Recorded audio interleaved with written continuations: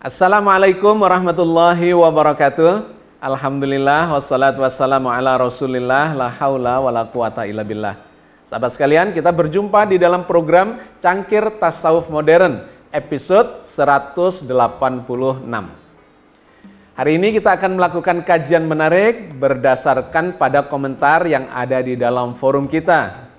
Masih ada hubungannya dengan sejumlah episode di mana kita telah mengkaji terkait dengan sistem kesehatan di dalam tubuh kita dan bagaimana petunjuk Al-Quran memberikan dorongan, motivasi, dan bimbingan kepada kita agar kita bisa menjalani hidup yang sehat.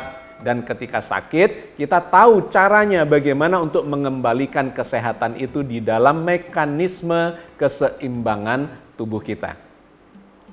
Yang menarik kemudian ada sebuah komentar yang mempertanyakan apakah benar Islam itu mengajarkan untuk menjadikan air kencing unta sebagai bagian dari terapi pengobatan.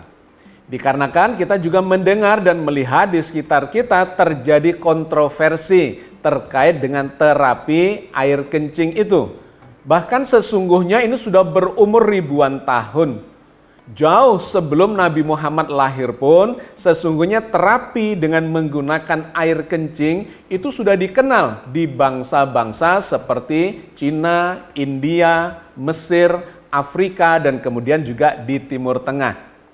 Nah, salah satunya kemudian muncul di dalam hadis terkait dengan terapi menggunakan air kencing unta itu.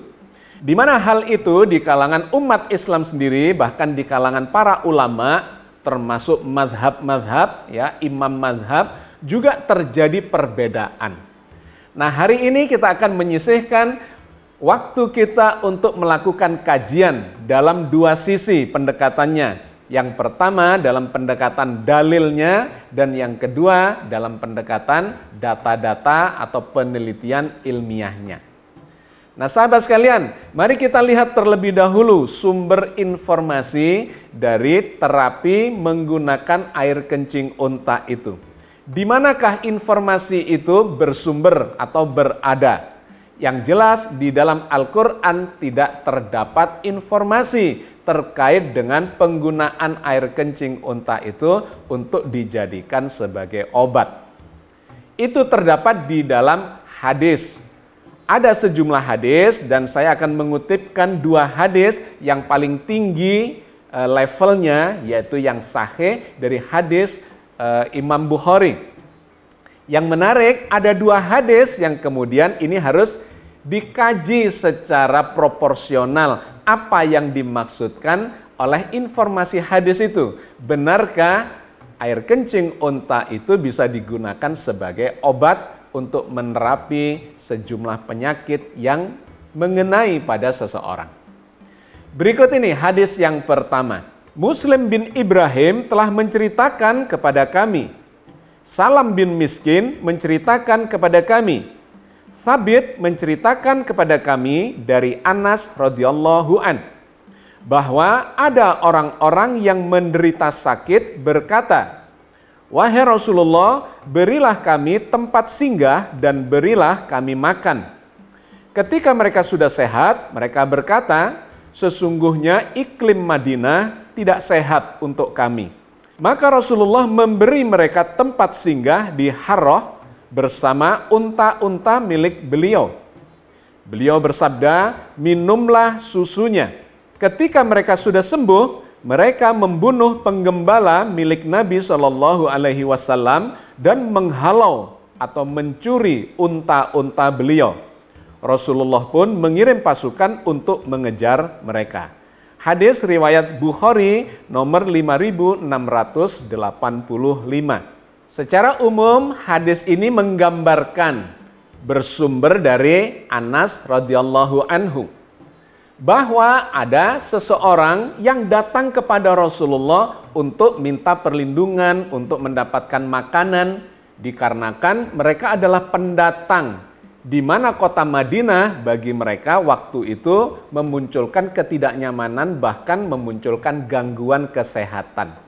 Kemudian Rasulullah mengatakan, bergabunglah atau datanglah ke tempat peternakan beliau, unta-unta beliau bersama, di sana ada beberapa penggembalanya. Dan kemudian dikatakan oleh Rasulullah, minumlah susu unta supaya badan mereka menjadi sehat. Tetapi ternyata tamu-tamu ini yang tidak dikenal oleh Rasulullah malah mencuri unta-unta itu dan kemudian ditangkap oleh Rasulullah bersama dengan para sahabat yang lain. Hadis ini memiliki kemiripan dengan hadis berikutnya.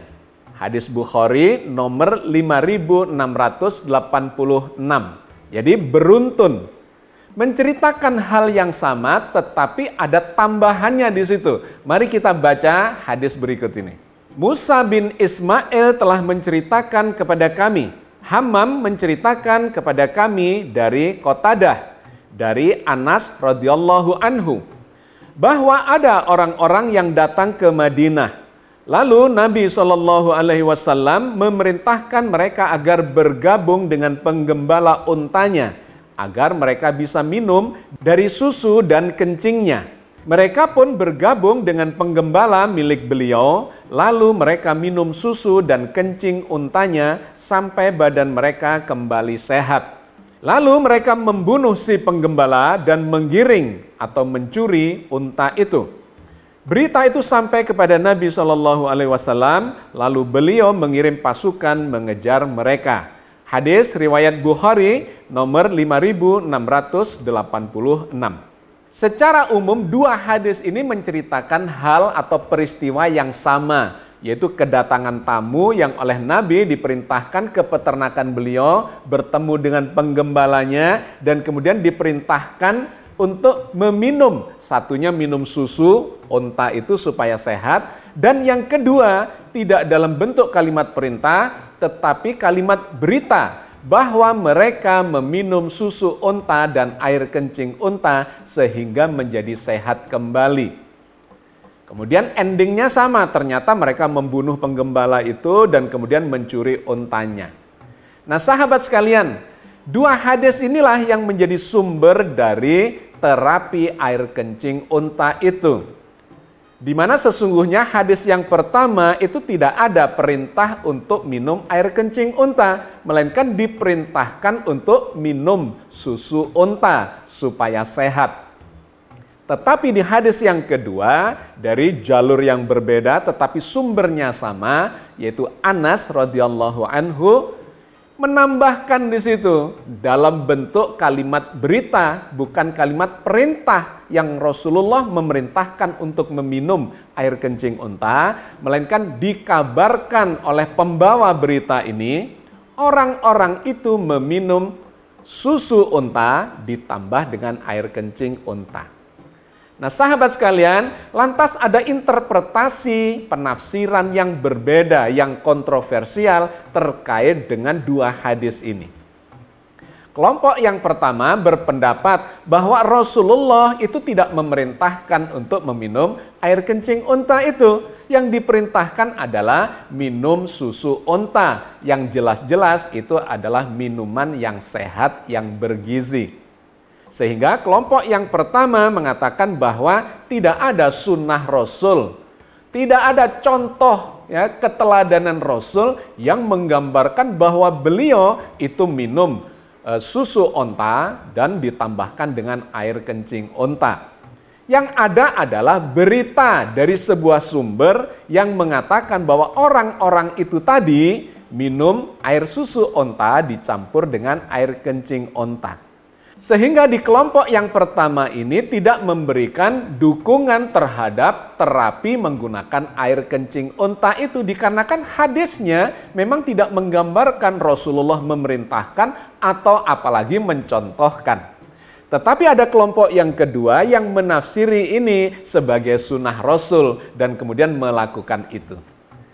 Sahabat sekalian, kalau kita lihat pada 4 madhab, itu fatwanya berbeda. Madhab Imam Syafi'i dan madhab Imam Hanafi itu mengharamkan meminum air kencing unta itu. Dikarenakan salah satu argumentasinya adalah air kencing itu najis. Karena itu tidak boleh menggunakan sesuatu yang najis sebagai obat. Dimakan pun atau diminum juga tidak boleh, apalagi dijadikan sebagai obat. Tetapi kelompok yang kedua atau madhab yang lainnya, yaitu madhabnya Imam Malik dan Imam Hambali, itu membolehkan. Dengan pertimbangan berdasarkan pada hadis itu. Nah, dua kelompok ini berbeda. Kita mengenal karakter dari Imam Abu Hanifah itu sangat logis dan rasional. Jadi tafsir-tafsirnya itu menggunakan akal sehat. Imam Syafi'i menggabungkan penggunaan logika, rasionalitas ditambah dengan sumber hadis, kemudian disimpulkan, tetap menggunakan pikiran atau akal sehatnya. Ternyata dua imam madhab ini memiliki pendapat yang sama bahwa mengkonsumsi air kencing itu adalah haram adanya. Tetapi Imam Malik itu beda tipikalnya, cara menafsirinya. Beliau lebih bertumpu kepada teks dari hadis-hadis itu. Dikarenakan ada teksnya, maka beliau membolehkan, menghalalkan terapi menggunakan air kencing unta itu. Sebagaimana Imam Hambali yang juga sangat ketat menggunakan teks-teks hadis. Nah, sahabat sekalian, dari sisi dalil Anda sudah mendapatkan gambaran bahwa ini kontroversial. Apalagi kemudian ditambahkan ada hadis yang ternyata isinya itu berlawanan dengan terapi menggunakan air kencing unta itu. Hadisnya berikut ini. Diriwayatkan oleh Imam Bukhari tanpa nomor hadis, sesungguhnya Allah tidak menjadikan kesembuhan kalian dari apa-apa yang diharamkan atas kalian. Dan yang kedua adalah hadis yang diriwayatkan oleh Imam Abu Dawud. Sesungguhnya Allah telah menurunkan penyakit dan obat, dan menjadikan setiap penyakit ada obatnya. Maka berobatlah dan janganlah berobat dengan yang haram. Nah, kedua hadis ini digunakan untuk menegaskan bahwa memakan, meminum, mengkonsumsi yang haram itu ya tetap saja diharamkan, kecuali dalam keadaan terpaksa. Dan itu Al-Quran mengajarkan kalau terkait dengan darurat atau keterpaksaan. Seperti misalnya yang diharamkan daging babi. Ketika dalam kondisi darurat, maka diperbolehkan, tetapi tidak boleh berlebih-lebihan. Tetapi sifatnya itu bukan memotivasi, mendorong dan menggunakannya jadi obat. Bukan begitu yang dimaksudkan oleh Al-Quran. Al-Quran membolehkan dalam kondisi yang memang darurat. Nah, maka terkait dengan hal itu, air kencing itu pun adalah sesuatu yang haram. Ketika terpaksa, itu bisa dibolehkan dalam keadaan darurat. Tetapi bukan untuk didorongkan, dimotivasikan, bahkan dianjurkan menjadikan ia sebagai obat. Nah, dengan demikian maka sahabat sekalian bisa mendapatkan benang merahnya terkait dengan pendekatan secara dalil itu. Kontroversi ya, tetapi kecenderungannya adalah mengarah kepada ini bukan sesuatu yang dianjurkan, tidak disunahkan dan tidak dicontohkan oleh Rasulullah. Kecenderungannya sesungguhnya itu adalah pernah terjadi dan memang dalam sejarah berbagai bangsa terapi air kencing itu bukan hanya unta tetapi dari binatang-binatang yang lain, bahkan dari air kencing manusia itu sendiri banyak digunakan sebagai terapi. Nah, itu adalah pendekatan dari sisi kajian dalil bersumber pada hadis-hadis. Bagaimana dengan Al-Quran Al-Karim? Apa yang diberitakan oleh Al-Quran? Yang pertama, sudah pasti tidak ada informasi terkait dengan terapi menggunakan air kencing itu, baik binatang maupun pada manusia. Yang kedua, air kencing itu adalah sesuatu yang najis. Karena itu memang menjadi kontradiktif ketika menggunakan sesuatu yang najis sebagai obat. Jangankan sebagai obat, untuk dikonsumsi pun itu diharamkan sifatnya kecuali dalam keadaan darurat, dalam keadaan yang terpaksa. Tetapi terkait dengan susu misalnya, itu memang digambarkan oleh Al-Quran. Pada binatang ternak, susu itu adalah makanan atau minuman yang menyehatkan, meskipun tidak disebut sebagai obat. Misalnya Allah berfirman di dalam surat Al-Mu'minun ayat 21. Wa inna lakum fil an'ami la ibrah nuskikum mimma fi butuniha walakum fiha manafi'u katsiratu wa minha ta'kulun. Dan sesungguhnya pada binatang-binatang ternak benar-benar terdapat pelajaran yang penting bagi kamu. Kami memberi minum kamu dari air susu yang ada di dalam perutnya. Dan pada binatang-binatang ternak itu terdapat faedah yang banyak untuk kamu. Dan sebagiannya daripadanya kamu makan. Jadi air susu adalah air yang sangat bergizi, minuman yang sangat bergizi yang digambarkan oleh Al-Quran dari binatang ternak itu sangat bermanfaat bagi kesehatan kita. Tetapi itu pun tidak disebut sebagai obat. Bukan obat, tetapi minuman yang bergizi. Nah, di ayat yang lain terkait dengan obat itu, Allah menyebut ada satu makanan yang disebut sebagai obat oleh Al-Quran. Bisa menyembuhkan sejumlah penyakit tertentu, yaitu madu yang keluar dari perut lebah. Allah berfirman di dalam surat An-Nahl ayat 69. Tsumma kuli min kulli tsamarati fasluki subula rabbiki dzulula yakhruju min butuniha syarabun mukhtalifun alwanuhu fihi shifaa'un linnas inna fi dzalika laayatil liqaumi yatafakkarun. Kemudian makanlah dari tiap-tiap macam buah-buahan dan tempuhlah jalan Tuhanmu yang telah dimudahkan bagimu. Dari perut lebah itu keluar minuman, madu yang bermacam-macam warnanya. Di dalamnya terdapat obat yang menyembuhkan bagi manusia. Sesungguhnya pada yang demikian itu benar-benar terdapat tanda-tanda pelajaran bagi orang-orang yang berfikir. Jadi terkait dengan makanan yang bisa dijadikan obat, untuk menyembuhkan sejumlah penyakit yang disebut oleh Al-Quran satu-satunya itu adalah madu.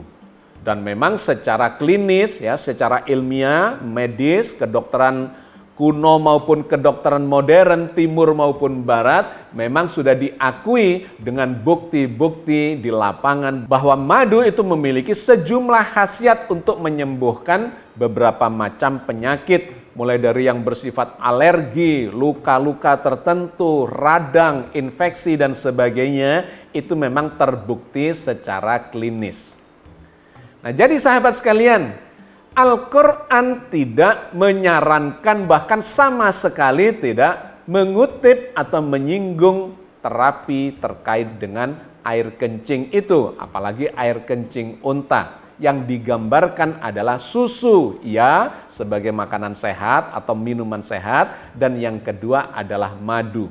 Selebihnya diserahkan kepada perkembangan ilmu pengetahuan untuk menyembuhkan berbagai macam penyakit, di mana kita sudah membahas di dalam sejumlah episode yang lalu. Bagaimana Al-Quran mengajari kita untuk menjaga pola makan kita, jumlahnya, jenisnya, dan sebagainya. Pola pikir juga dijaga dengan baik. Pikiran harus positif, tidak boleh negatif. Ada keyakinan, sugesti, keimanan, efek placebo, dan kemudian intervensi yang bersifat energial, dan seterusnya. Kita sudah membahasnya. itulah yang diajarkan Al-Quran untuk menjaga sistem kesehatan di dalam tubuh kita. Supaya kita hidup sehat dan ketika sakit kita bisa menyembuhkan dengan melalui mekanisme alamiah yang aman bagi kesehatan kita, lahir dan batin. Kemudian yang ketiga, bagaimana pendekatan secara saintifik. Tadi sudah saya singgung di depan bahwa sebetulnya terapi menggunakan air kencing atau urin itu sudah berumur ribuan tahun. Bukan hanya di kawasan Timur Tengah, tapi di Afrika juga begitu, di Cina, di India, di Mesir, itu sudah dikenal sangat lama. Dan kemudian dilakukan penelitian secara sains modern. Memang menarik, air kencing itu ternyata memiliki kandungan-kandungan mineral, kandungan-kandungan zat-zat kimiawi yang sebagiannya memang memiliki sifat antibakteri. Bahkan ada yang antivirus, bahkan ada yang mengatakan sebagai anti kanker. Tetapi dalam waktu yang bersamaan, air kencing itu juga mengandung kotoran-kotoran, zat-zat kimia tertentu yang justru bisa memperparah kondisi sakit atau infeksi atau radang dan sebagainya. Sehingga memang sulit untuk mengontrol kualitas dari air kencing itu. Pada binatang ternak atau pada manusia, ketika makanannya berubah, komposisinya berubah, kondisinya berubah, maka kandungan zat-zat yang ada di dalam urin itu juga menjadi berubah. Bisa menjadi negatif, bisa menjadi positif. Nah, itu yang sesungguhnya menjadi masalah dan kemudian harus dikendalikan, dikontrol secara pendekatan teknologi atau sains yang lebih teliti terkait dengan manfaat dari air kencing itu. Tidak bisa kemudian seketika atau secara instan dan semena-mena kita menggunakan dengan pendekatan yang sangat umum secara general bahwa air kencing itu baik dari kerbau, dari unta atau dari binatang-binatang ternak, kambing misalnya, atau bahkan pada manusia langsung begitu saja bisa digunakan untuk terapi kesehatan.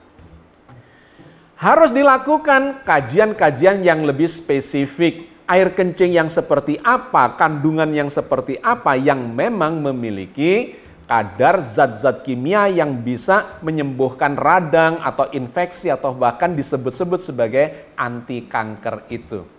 Karena itu poin pentingnya kita harus berbasis kepada bukti-bukti ilmiah, bukti klinis. Tidak bisa digeneralisasi bahwa terapi itu bisa digunakan secara sembarangan. Itu justru bisa membahayakan.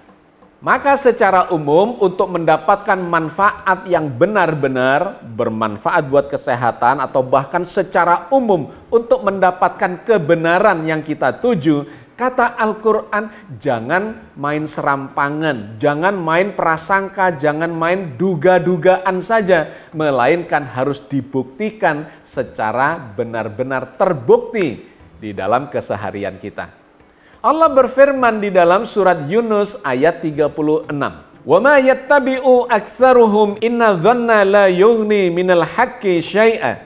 Innallaha alimum bima yaf'alun. Dan kebanyakan mereka tidak mengikuti kecuali dugaan-dugaan belaka. Sesungguhnya dugaan itu tidak sedikit pun berguna untuk mencapai kebenaran. Sesungguhnya Allah Maha mengetahui apa yang mereka kerjakan. Oke sahabat sekalian, saya kira kita cukupkan kajian kita terkait dengan komentar atau pertanyaan terapi menggunakan air kencing unta yang kontroversial itu. Sebagian mengatakan haram, sebagian mengatakan halal. Baik secara dalil-dalil dari dalam hadis-hadis maupun Al-Quran dan sebagian berdasarkan pada pendekatan saintifik, keduanya masih memunculkan kontroversi. Maka kita harus memilih yang terbaik.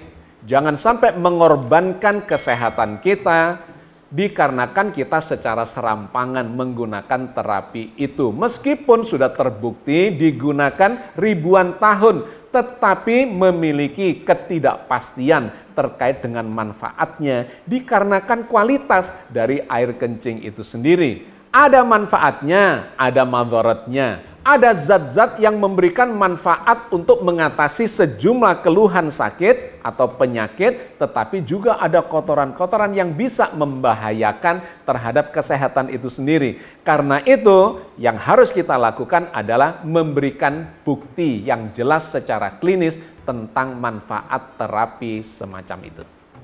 Mudah-mudahan Allah senantiasa membimbing kita di atas jalan yang diridhoinya. Amin ya rabbal alamin. Assalamualaikum warahmatullahi wabarakatuh.